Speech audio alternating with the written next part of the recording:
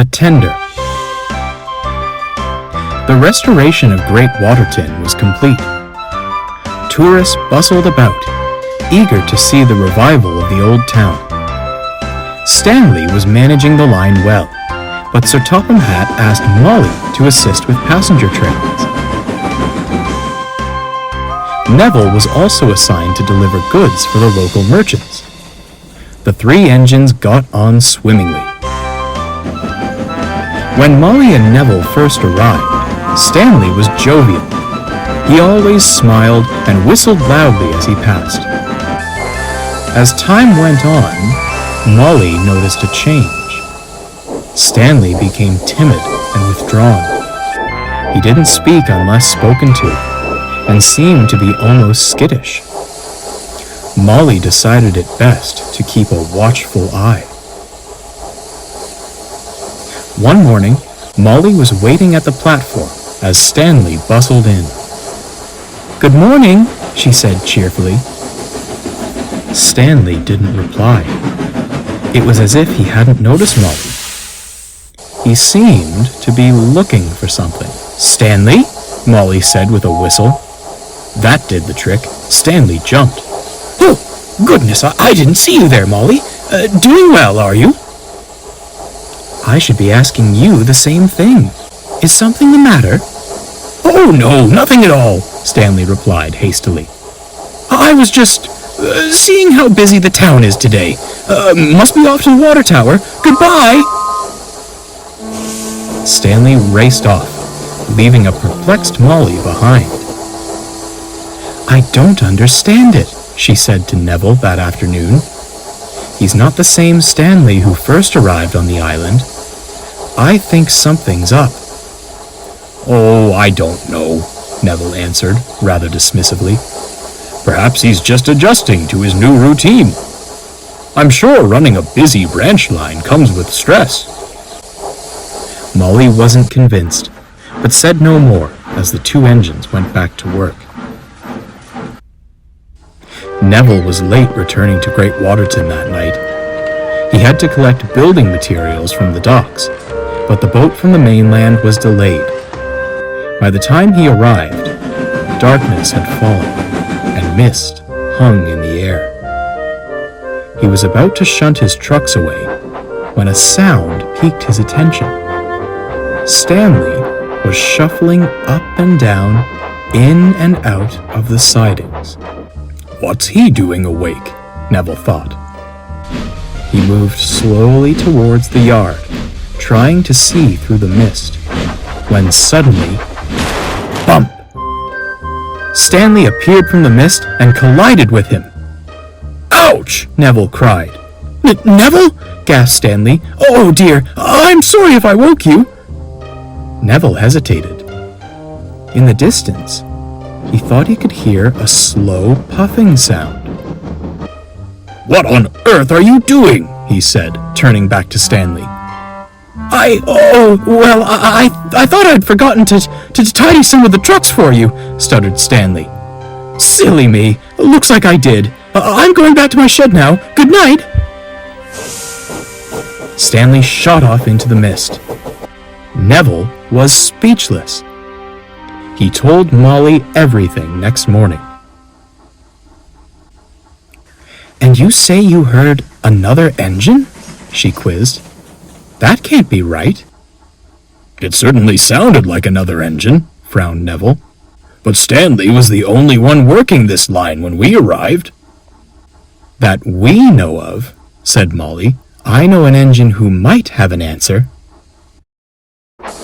Later that afternoon, Molly was at the junction as Thomas bustled in.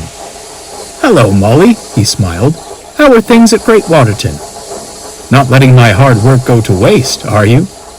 "Certainly not," chuckled Molly. "Although, there is one thing I need to ask you." She explained about Stanley's strange behavior and Neville's encounter. "I'm sorry, Molly," replied Thomas. "There were no engines left when I found Great Waterton.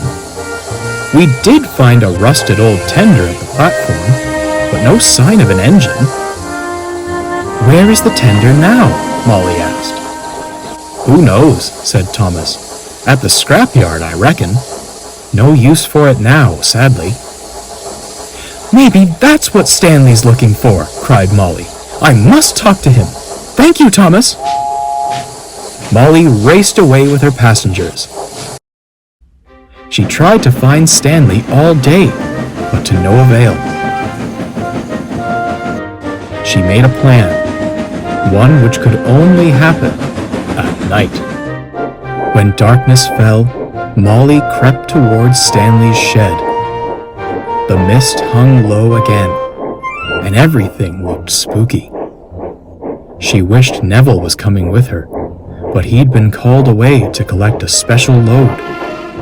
She bravely crept closer and closer, then stopped dead in her tracks.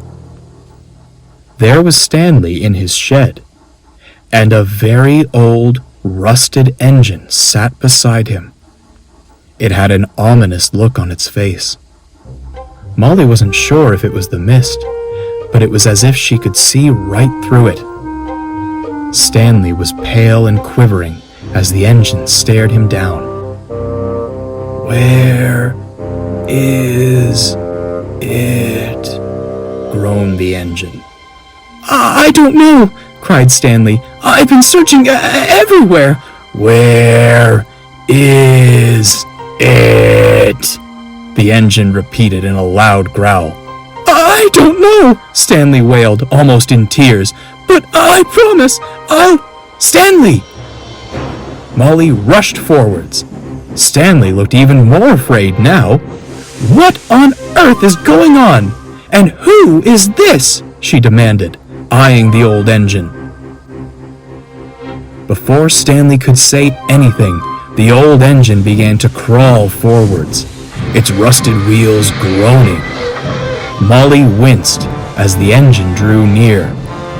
"Where is it?" demanded the engine, louder than ever. "I don't know what you're looking for," Molly snapped, trying to sound brave, "but you're not welcome here. Leave Stanley alone and—" Everything stopped as a whistle cut through the air. It was Neville. He was pushing a flatbed with the old tender perched atop it. Neville jumped and braked hard when he saw the old engine. To Molly's surprise, the grimace on the engine's face curled into a smile, and its eyes began twinkling. "You found it," it drawled happily.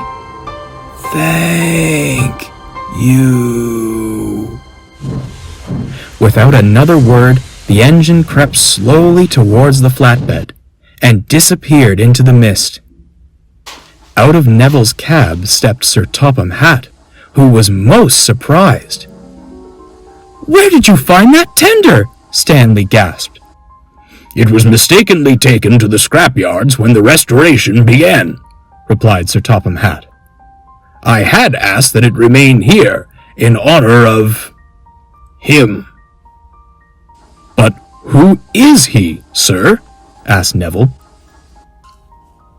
"An engine who once worked this line," replied Sir Topham Hatt. "A man who lived in the village told me of its legend. When the line was forced to close, the engine was left behind in hopes that the villagers could find him a new home. I'm told that when they returned to rescue him, he was gone. Only the tender remained.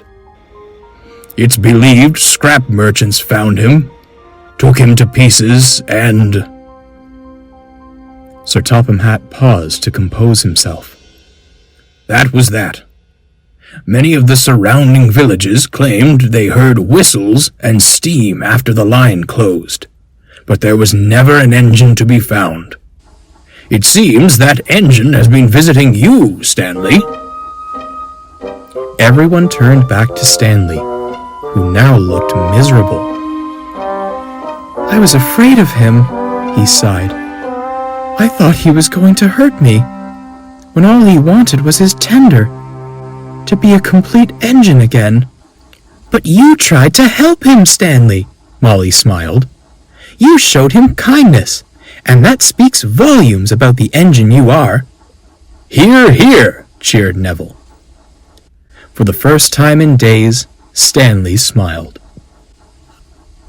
Sir Topham Hatt commissioned a monument at the center of Great Waterton Square. The old tender sat on a plinth, with a plaque to commemorate the legend of the old engine. The other engines can see it from the platform. They all give cheerful whistles as they pass by, but no one whistles louder or longer than Stanley.